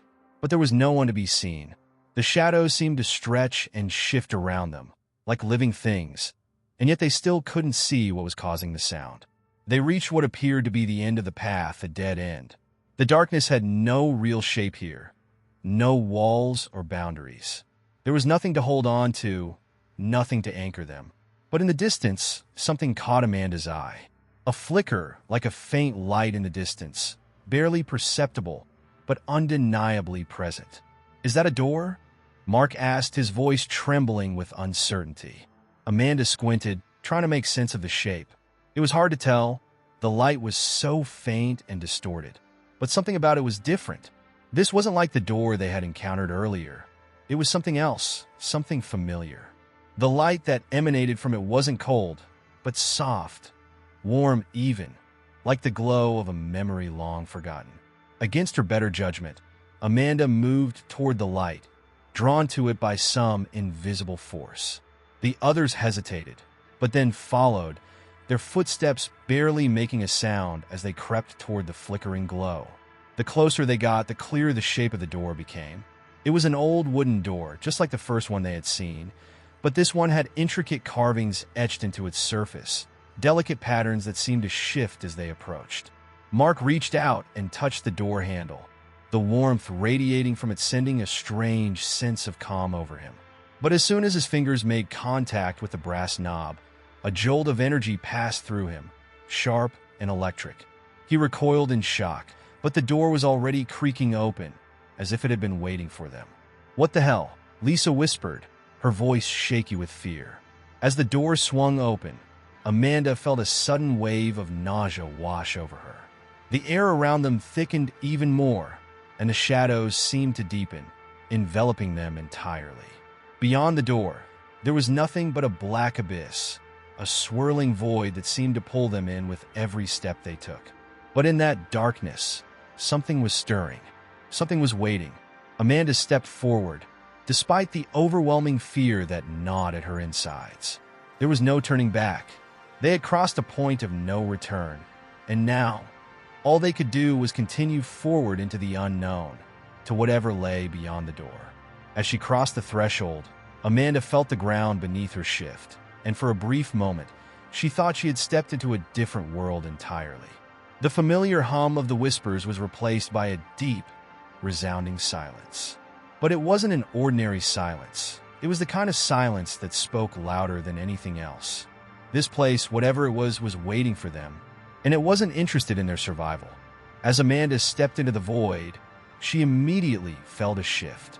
It was as if the very air had changed, becoming thicker, almost tangible, like a wet blanket that clung to her skin. The silence that enveloped them wasn't the peaceful kind. It was unsettling, suffocating. It pressed down on them. Each breath they took feeling heavier than the last. Mark and Lisa were behind her, their footsteps barely making a sound, swallowed by the oppressive stillness. The door closed silently behind them, and there was no sign of the corridor they had just walked through. Instead, the space around them was a vast, endless expanse of nothing. There were no walls, no ceiling, no floor. It was as if they had stepped into the very fabric of nothingness itself, the very concept of space and time twisted and distorted. The only constant was the oppressive darkness, stretching endlessly in every direction. "Where are we?" Lisa's voice broke the silence, barely above a whisper, as though speaking any louder might disrupt the delicate equilibrium of their surroundings. Amanda had no answer. She couldn't even begin to comprehend what was happening. Her mind was scrambling for some kind of logical explanation, but there was none. This wasn't a dream, or at least it didn't feel like one. The fear in her chest, the pounding of her heart, the cold sweat running down her back, all of it felt too real. The whispers returned, faint and distant at first, but growing louder with every passing moment. This time, however, they weren't just the disembodied voices they had heard earlier. No, these voices were different. They had substance, a presence. Amanda could almost feel them, like invisible fingers brushing against her skin. She spun around, hoping to find something, anything, that might explain the strange sensations creeping over her. But there was nothing. No walls, no doors, just the infinite, consuming void. It felt as if the darkness itself was watching them, waiting for them to make their next move. Mark reached for Amanda's arm, his grip tight, as if trying to anchor himself to her in this place. "What is this? Where are we?" His voice trembled, betraying the fear he was trying to suppress. Amanda swallowed hard, trying to gather her thoughts. She could feel the weight of his gaze on her, but she had no answers. "I don't know," she whispered. "I don't know where we are." For a long moment, no one spoke. The silence stretched between them like an invisible force, heavy and suffocating. Then, suddenly, Amanda's eyes darted to the side. At first, she wasn't sure what she had seen, a flash of movement, just out of the corner of her eye. She turned sharply, hoping to catch whatever it was, but all she saw was the same endless void. She was about to dismiss it as a trick of her mind when she saw it again. This time, there was no mistaking it. A shadow, shifting just beyond the edges of her vision, moving as if it had a mind of its own. Amanda's heart skipped a beat. "Did you see that?" she whispered, her voice barely audible as she turned to Mark and Lisa. They both nodded, eyes wide with fear. Mark's breath caught in his throat. "Something's out there," he said, his voice shaking. And then, just like that, the air shifted again. The faintest ripple passed through the space around them, like a subtle wave in an ocean of nothingness. Amanda felt it before she heard it, a low hum, vibrating through her bones. It was almost imperceptible, but the longer they stood there, the more it seemed to intensify. And then she saw it, a figure emerging from the darkness. At first, it was nothing more than a vague outline, a silhouette against the oppressive blackness. But as it moved closer, details began to form. It was tall, unnaturally so, with limbs that stretched and twisted as if they were not bound by the same laws of reality as the rest of them. Its face was hidden in shadow, but Amanda could feel its gaze upon her, cold and unfeeling. Without warning, the figure reached out with an arm that seemed to stretch impossibly long, the fingers curling toward Amanda. Her breath hitched, and she instinctively took a step back, her heart racing. But there was no escape. The figure's hand, no, its presence was everywhere. It was in her mind, in her soul. Suddenly, everything changed. The figure vanished. Amanda blinked in confusion, her heart still pounding in her chest. It was as though the world had shifted again, rearranging itself in the blink of an eye. She looked around, trying to make sense of what had just happened. But there was nothing. No shadowy figure. No ominous presence. Just the same dark void they had been standing in from the beginning. Mark and Lisa looked just as bewildered as she felt. Where did it go? Lisa murmured, her voice trembling. Amanda couldn't answer. The sensation that someone was watching them never left. The air around them still felt charged, as if the very space itself was alive, pulsating with a strange energy. In that moment, Amanda realized something terrifying. They weren't alone. This place, this void they had entered, wasn't simply an empty space. It was alive. It was aware of them, watching them, manipulating them in ways they couldn't begin to understand. For the first time since they had entered, Amanda felt a flicker of something other than fear. It was a sense of clarity, sharp and cutting. This wasn't just some random anomaly. This was a place of purpose, a place that had been waiting for them, calling them, drawing them in. Whatever force governed this realm, it had a reason for bringing them here. And as Amanda turned to face Mark and Lisa, she knew that nothing would ever be the same again. As Amanda stood there, the eerie stillness weighing heavily on her chest, she couldn't shake the feeling that this was just the beginning of something much more sinister. The sense of being watched had intensified since the shadowy figure had disappeared, and despite every attempt to rationalize it, her mind refused to let go of the unsettling truth that they were not in control. This place, this void, was more than an empty space. It was alive, its pulse tangible, its presence suffocating. She turned to Mark and Lisa, hoping for some sign that they, too, understood the gravity of their situation. Mark's face was pale, his eyes darting nervously as though expecting something to leap out from the shadows. Lisa, on the other hand, appeared disoriented, as though she was struggling to process everything that had happened in the past few moments. What are we supposed to do now?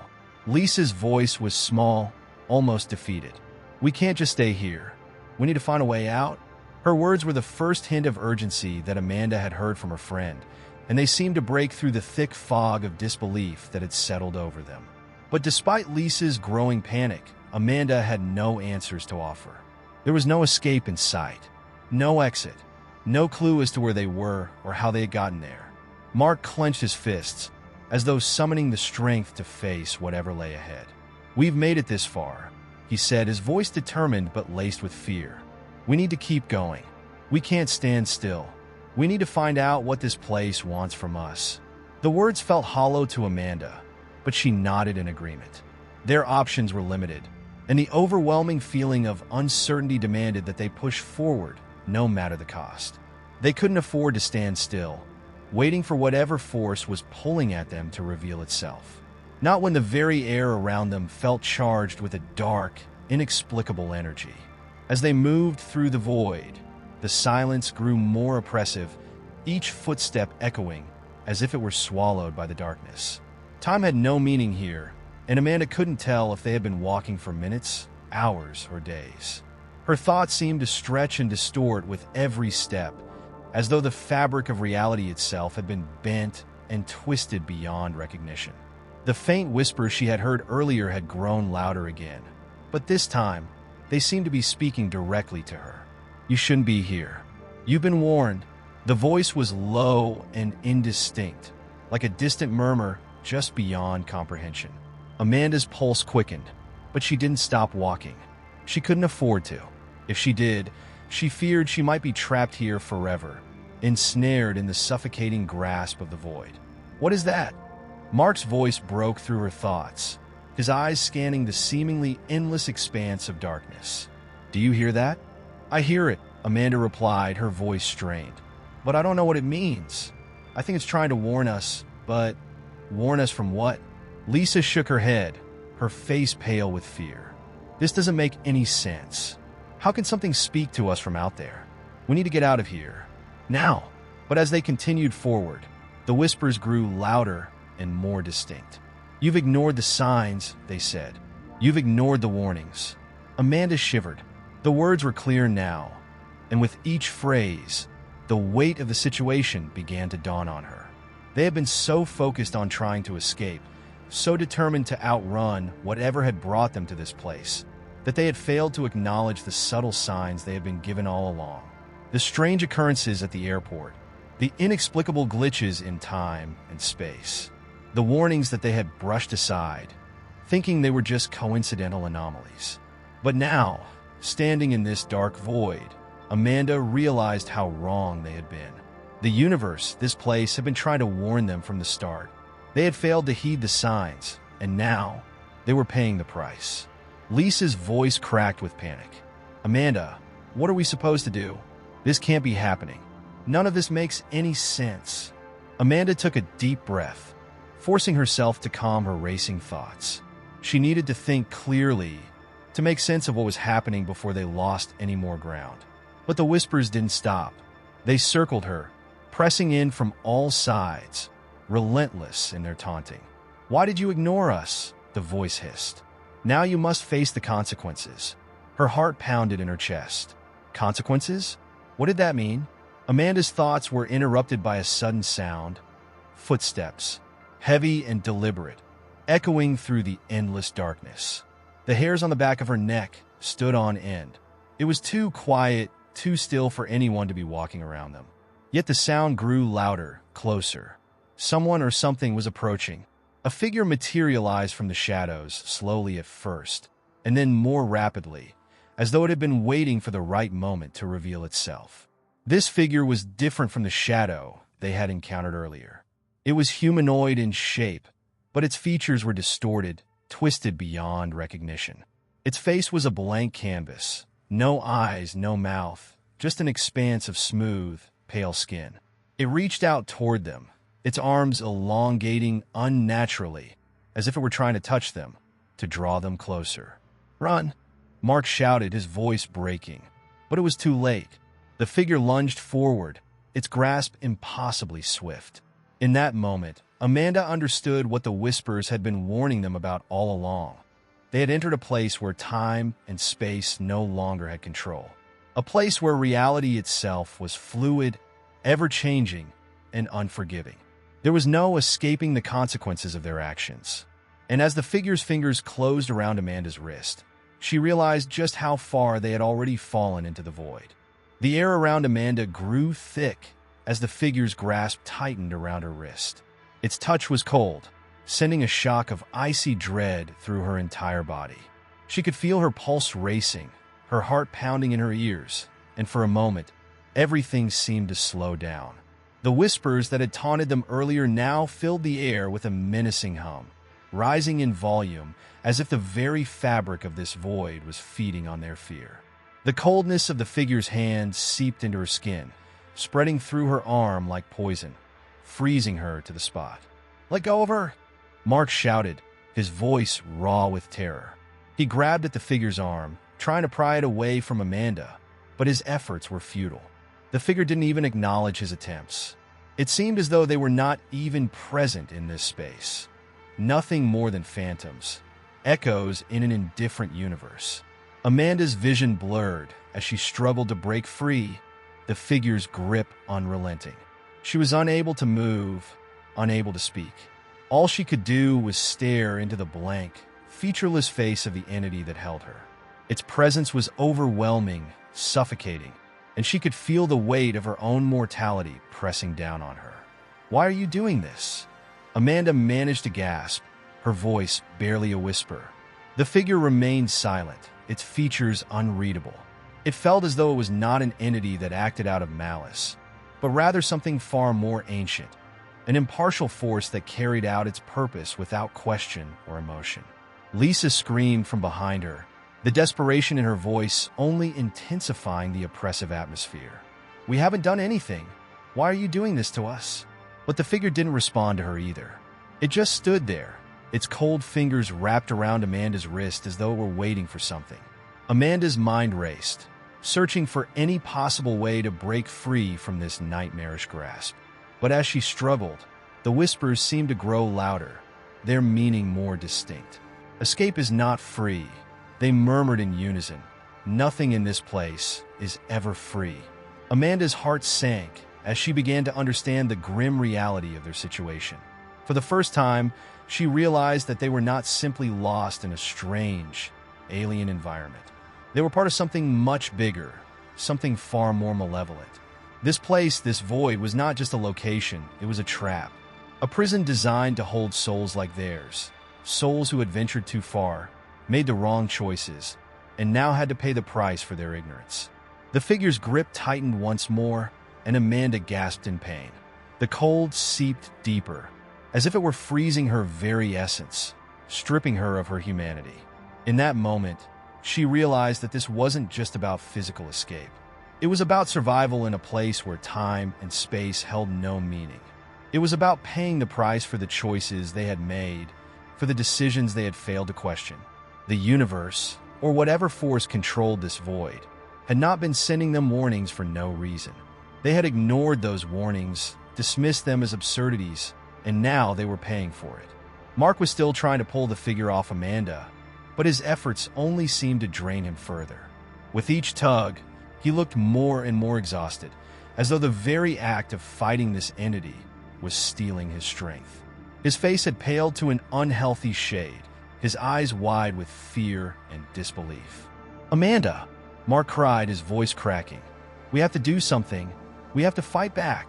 But Amanda didn't respond. She couldn't. The figure's grip was so tight, so suffocating, that she could no longer focus on anything but the sensation of being drained, both physically and mentally. And then, just as suddenly as the grip had tightened, it loosened. The figure withdrew its hand, allowing Amanda to crumple to the ground, gasping for air. But she didn't feel relieved. There was no sense of freedom in her release. Instead, she felt empty, hollowed out, as if a piece of her soul had been taken. She could feel the void itself pressing in on her, the oppressive presence of something greater, something ancient, looming just beyond her consciousness. "We can't fight this," Amanda whispered hoarsely. Her voice trembled with the weight of the realization. "We're not meant to escape." Mark and Lisa exchanged uneasy glances, and Amanda could see the doubt flickering in their eyes. They had been clinging to hope, to the idea that there was a way out. But now, the truth had become undeniable. There was no escape. There was no way back. As Amanda stood, trembling from the encounter, the void seemed to shift around them. The walls of darkness began to pulse, as though the very space they occupied was alive. The whispers faded into a low hum, no longer taunting, but instead carrying a heavy finality. "You were warned," the voice spoke again, but this time it was different. There was no malice, no anger. It was a simple statement of fact. The truth was clear now. They were trapped. This place was not just a prison of space and time. It was a prison of consequence, where every choice had led them to this point. There was no undoing it. They had ignored the signs, ignored the warnings, and now they would pay the price. Amanda felt the weight of the decision that had led them here, the knowledge that they had ignored the warnings because they didn't believe them. They had treated the strange occurrences, the odd glitches, the whispers, as mere coincidences, dismissing them as figments of their imagination. But now, standing in this endless, suffocating void, she understood. There was no escaping the consequences of their actions. There never had been. The figure's form shifted again, slowly fading into the shadows, leaving the three of them standing in the dead silence of the void. The price of their escape had been paid, and with that knowledge, Amanda felt a cold finality settle over her, a chilling certainty that they were not going anywhere. Not now, not ever. The oppressive silence that followed the figure's departure felt heavier than the darkness itself. Amanda, Mark, and Lisa were left standing together in the endless void, their senses overwhelmed by the strange, suffocating atmosphere. The cold was still there, still biting at their skin, but now it felt different, less like an external force and more like a part of them, something they carried with them. They had crossed an invisible line, and now the consequences of their actions were sinking in, like stones settling to the bottom of a vast, endless ocean. The whispers that had filled the air moments before were gone, leaving only the faintest traces of their presence, like echoes in a cave. But Amanda could still hear them, a low hum that thrummed beneath the surface of her thoughts. It wasn't a sound that was coming from the outside world, but rather from within her own mind, a constant reminder that there was no escape from this place. This was not a world they could fight their way out of. It was a world that would take them, piece by piece, until they were nothing more than echoes themselves. "Amanda, we need to talk," Mark said, his voice barely above a whisper. He looked shaken, his eyes wide with fear and uncertainty. It was clear he didn't know what to do anymore, how to fight, or if there was even a point of fighting at all. "I know," Amanda replied, her voice hollow, as if the weight of their situation had already drained the life out of her. She glanced over at Lisa, who had been uncharacteristically quiet since the encounter with the figure. Lisa's face was pale, her eyes distant, as though she was struggling to comprehend the magnitude of what had just happened. "We can't stay here," Mark said, trying to summon some semblance of resolve. "We need to keep moving, figure out what's going on, find a way to get out." Amanda shook her head, her eyes hardening with a mixture of fear and reluctant acceptance. "There is no way out, Mark. Not anymore. That thing, it made that clear." The words hung heavy in the air between them. Amanda's heart was sinking with the realization that they were not going to leave. Their attempts to escape this nightmare had only brought them deeper into it. There was no safety, no way back. Every step forward seemed to lead them further down the path of no return.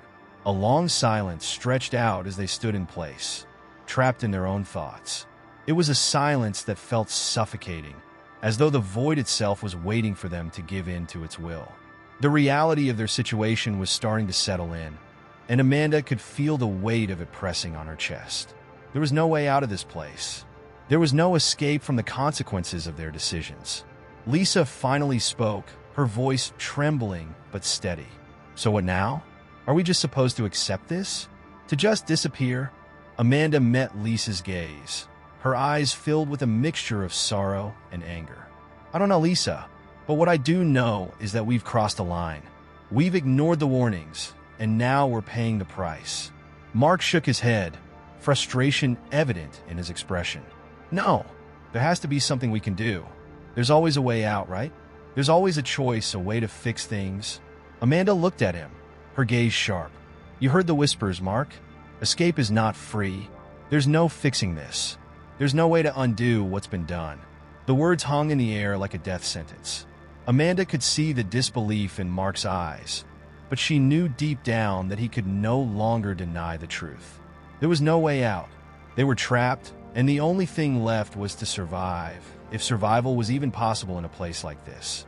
The hum that had been lingering in the background grew louder, more distinct, like the low rumble of distant thunder. Amanda could feel it vibrating in her chest, resonating with something deep inside her. It was as though the very fabric of this place was alive, aware of their presence. The whispers had stopped, but the hum was constant, an ever-present reminder that they were not alone in the void. Amanda felt the ground beneath her feet shift slightly, a subtle tremor that seemed to reverberate throughout the entire space. The air grew colder still, and she noticed Mark and Lisa shivering slightly, their bodies reacting to the drop in temperature. It was as if the world around them was responding to their realization, to the acceptance that there was no escape. They were no longer fighting against it. Now they were simply waiting. Lisa took a step back, her face pale, eyes wide with a mixture of fear and disbelief. "This isn't real. It can't be real. We're just trapped in some kind of nightmare. This isn't happening." Amanda closed her eyes for a moment, trying to block out the rising panic in her chest. She could feel the weight of their predicament settling around her like a shroud. It wasn't a nightmare. It wasn't a dream. This was real, and no amount of denial would change that. "We're in a place beyond our understanding," Amanda said quietly, her voice steady despite the rising panic in her mind. "This is where everything we've done, every decision, every action, it all leads here. There's no escape. There's only the void." The words felt like a finality, an acceptance of their fate. But as they stood there, the weight of their situation pressing down on them, Amanda couldn't shake the feeling that something was still watching them, something in the shadows that they couldn't yet comprehend. The void was not just empty space. It was a force, a presence, something older and more powerful than they could have ever imagined. Suddenly, without warning, the space around them began to distort. The ground underfoot seemed to ripple, warping and shifting like liquid, and Amanda felt a wave of vertigo hit her, as if she were being pulled into something far deeper. The hum became a loud roar, a chaotic noise that drowned out all other sound. She reached for Mark and Lisa, but they were already gone, lost in the twisting void, their forms swallowed by the ever-shifting landscape. In that moment, Amanda understood. There was no escape. There was no way out. They had become part of the void, a part of something ancient and unyielding. The darkness had claimed them, and there was no returning. Only descent remained. Amanda's eyes snapped open, and for a moment, she wasn't sure where she was. The ground beneath her felt solid, no longer shifting like liquid, but still, there was a disorienting sense of vertigo. Her limbs felt heavier than they had before, as if gravity itself had increased its grip. The world around her was still distorted, but it had changed in ways she couldn't yet describe. The space was vast, stretching endlessly in every direction, but unlike before, it wasn't empty. There were shapes now, faint, indistinct forms floating just beyond her line of sight, moving slowly, as if they too were unsure of their place in this strange reality. She stood up, slowly, as if the very act of moving required an immense effort. Her head throbbed with the remnants of the hum that had filled the air earlier, now gone silent, yet still lingering in the corners of her mind. The sensation of being watched was palpable, but she couldn't pinpoint where the gaze was coming from. It felt as though the air itself had eyes, watching her every move, judging her presence. Amanda took a tentative step forward, the ground beneath her solid but cold. She glanced around, trying to make sense of her surroundings. There were no clear landmarks, no walls or doors, no sense of direction. The environment around her seemed to fold in on itself in impossible ways, as if space itself had been warped by some unseen force. The shapes she had seen earlier now seemed more pronounced, drifting in and out of her peripheral vision. They were not like people, at least not in the way she understood them, but rather, they were shadows, vague outlines that seemed to stretch and change their form with every glance. It was then that she remembered Mark and Lisa. The void had swallowed them, hadn't it? Or had they simply disappeared into the endless space, lost to this place like the countless others who had crossed the boundary before them? The thought of losing them, of being completely alone in this place, gripped her with a cold sense of dread. She wasn't sure which was worse, the idea that she had been left alone, or that they too had become part of the void, like the shapes that floated around her. She called out their names, her voice echoing back to her, but there was no response. The silence was oppressive, yet somehow hollow. It didn't carry the sense of emptiness that she had grown accustomed to. This silence was different. It was the silence of something ancient, something that had been waiting. The shapes shifted around her again, their forms becoming more defined for a moment before vanishing once more. Amanda's stomach twisted. It was as if they were circling her, observing her movements, learning from them. Then, a voice pierced the stillness. A whisper, low and unintelligible at first, but with each passing moment, the words became clearer. "You are not the first." Amanda froze. The voice wasn't hers, nor was it the voice of Mark or Lisa. It came from somewhere deep within the folds of the air, a voice that seemed to echo from every direction at once, like the whispers of the long-forgotten. "You are nothing but the latest in a long line." The words, though spoken softly, cut through her like a blade. She wanted to scream, to fight against the rising terror, but no sound came from her mouth. The realization was settling in. She wasn't just trapped in a strange and terrifying space. She was part of something far older, something far more powerful. This place, whatever it was, had claimed countless others before her, and now it was claiming her. "You will join the others, just as they joined before you." The voice was cruel, yet resigned. It didn't feel like a warning. It didn't feel like a threat. It felt like a statement of fact, an inevitability. She was already too far gone. Her fate had been sealed the moment she stepped into this place, just as Mark and Lisa's had been. They were all part of the same endless cycle. Amanda stumbled back, her heart racing in her chest. She wanted to fight. She wanted to scream out that this wasn't real, that there had to be a way out, that there had to be a chance for escape. But the words stuck in her throat, as if the air itself was pushing them back, forcing her into silence. The shapes surrounding her began to converge. Slowly at first, but with increasing speed. Their forms were becoming more defined now, the edges sharp and jagged, almost skeletal. They seemed to take on a life of their own, moving toward her with a purpose that sent a chill down her spine. And then, one by one, they whispered to her in that same, disembodied voice. "Join us." Each whisper was a weight on her chest, pulling her deeper into the dark. It wasn't just their voices anymore. The shapes, they weren't just watching. They were speaking, telling her what they had all known for so long. She was already part of the void. It had claimed her as it had claimed countless others. She could no longer separate herself from the darkness. With one final, desperate attempt, Amanda pushed herself to run. She ran without knowing where she was going, without knowing if there was anywhere to run to. Her legs felt heavy, her body sluggish, as if the air itself was resisting her movement. The shapes followed her, never stopping, never slowing. She couldn't outrun them, couldn't escape their reach. The ground beneath her feet began to tremble, and the air grew colder still, pressing against her skin like 1,000 unseen hands. She felt it then, the pull, the undeniable tug of something much stronger than she was. The void was calling to her, pulling her toward it. There was no way to resist it. No matter how hard she ran, the shapes would always be there, always watching, always waiting. And then, just as her strength began to fail her, just as the darkness seemed to swallow her whole, Amanda understood. There was no escape. There never had been. She was just another echo in the void, another soul lost to the forgotten depths. The darkness wasn't just a place. It was a force, an ancient force that consumed all who entered its domain.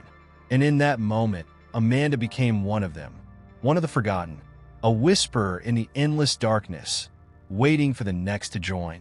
The void was no longer silent.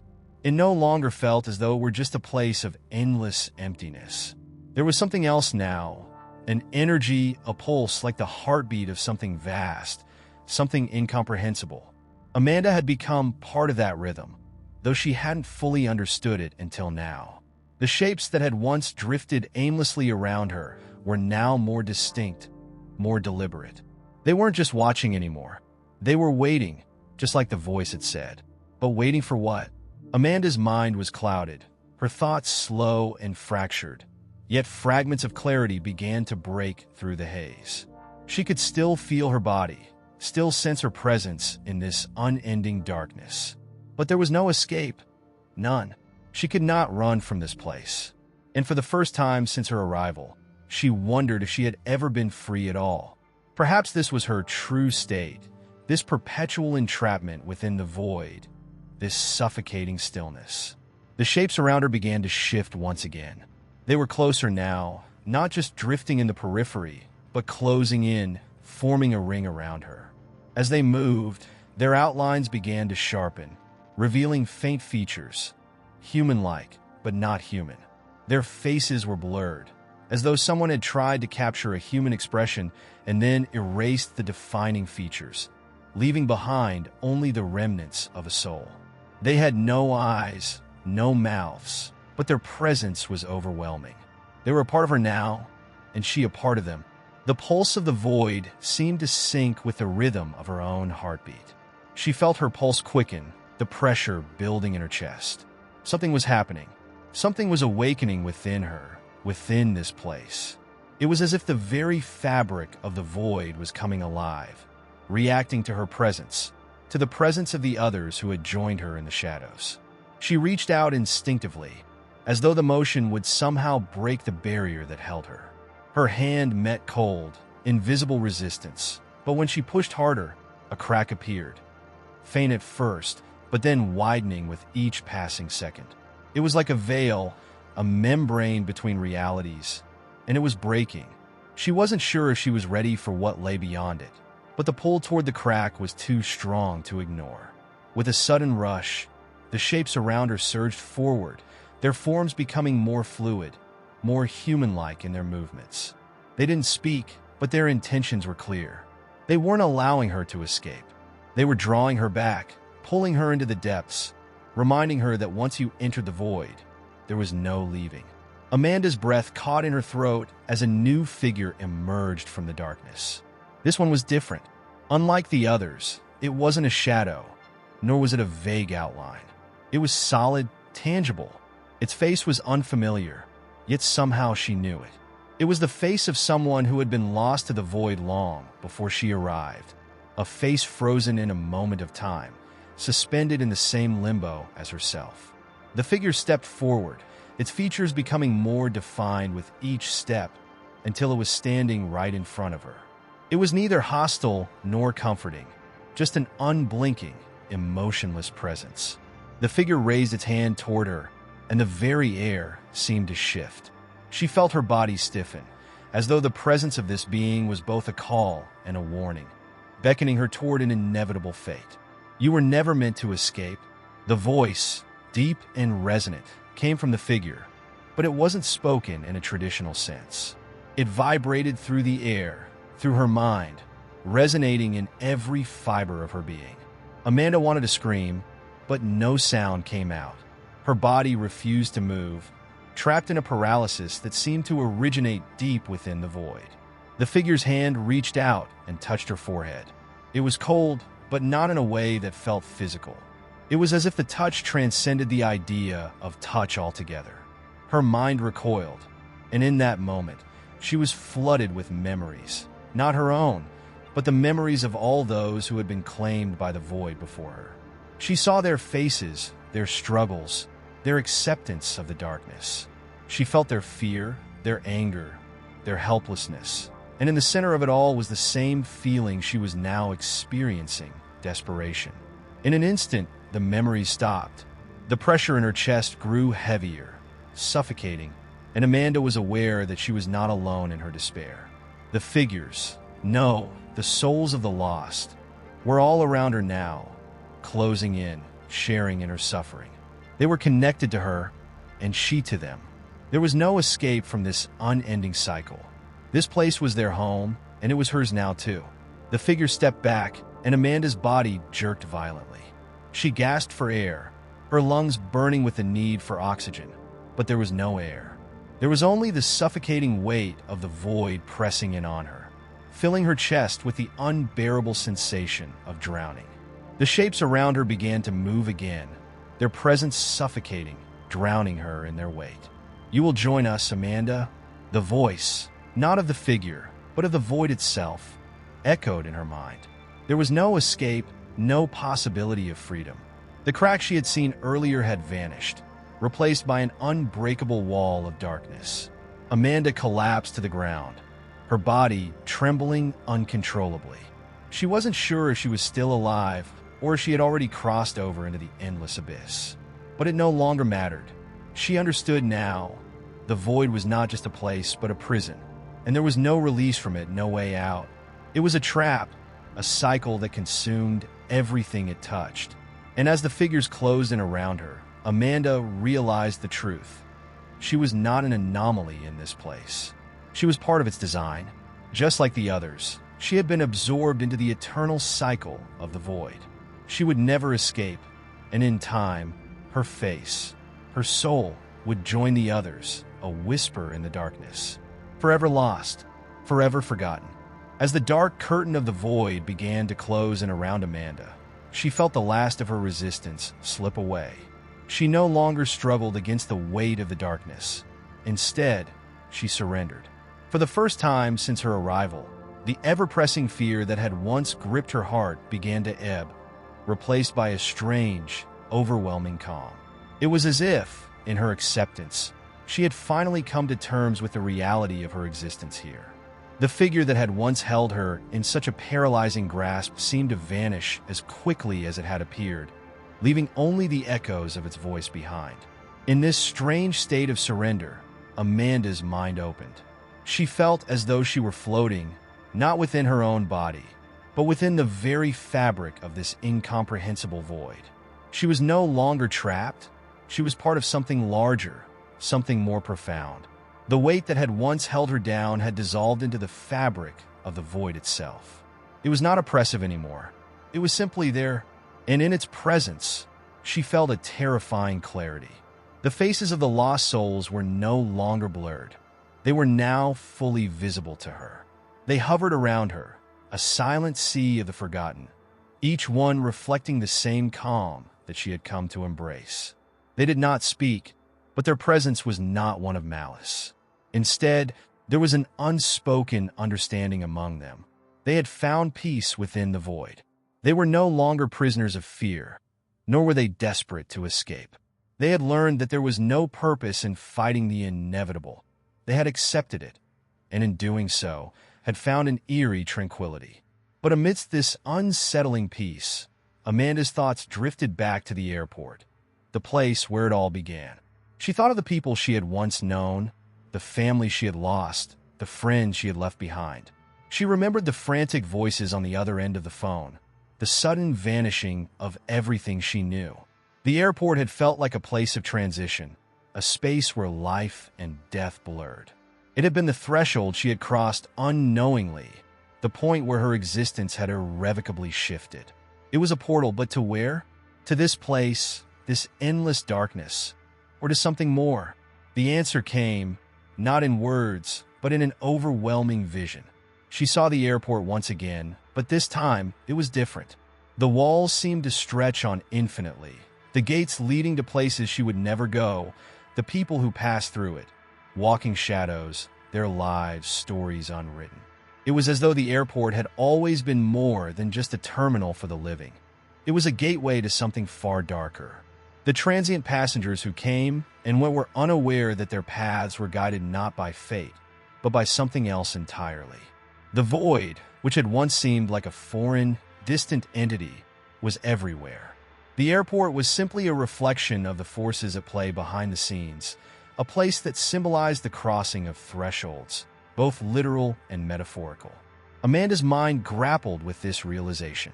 The airport was not merely a place where people departed and arrived. It was a mirror, a reflection of the soul's journey through life, a temporary stop before crossing into the unknown. And she, like the others before her, had unknowingly crossed that threshold. The moment she had walked into the airport that fateful night, she had begun her journey into this limbo, this void. It wasn't just a place of lost time. It was a place of lost souls, all of whom were destined to move through it, just as she had. A sudden, profound shift occurred in the vast expanse. The darkness around her began to twist, and she felt herself pulled toward the center of this infinite space. She tried to resist, but there was no physical form to resist with anymore. It was not her body that moved, but her essence, her very soul. She had transcended the need for a physical vessel. She was a part of the void itself now. And it was in this moment, as she was drawn toward the center of the darkness, that she understood the ultimate truth. The void was not merely a place of despair, nor was it a prison. It was a realm of endless cycles where souls were not destroyed, but transformed. The terminal, the airport, had been only the beginning. The true destination was not an end, but a new beginning, a place of infinite rebirth.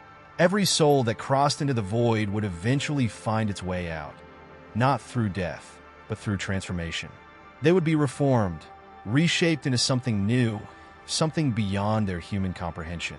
The void was not a place of suffering, it was a place of change. As the realization settled within her, Amanda felt a deep, inexplicable peace. The burden of her journey, the anxiety that had plagued her since her first arrival in this place, faded into the background. It no longer mattered that she was lost, nor did it matter that she had no way of returning to the world she once knew. She had transcended that need. The very concept of time had ceased to hold any meaning. There was no before, no after. There was only the eternal now, the quiet rhythm of the void itself. The faces around her began to change, their expressions shifting, their forms merging into one. They were not disappearing. They were evolving. Each one of them, like her, was moving toward a new state of being, a new existence.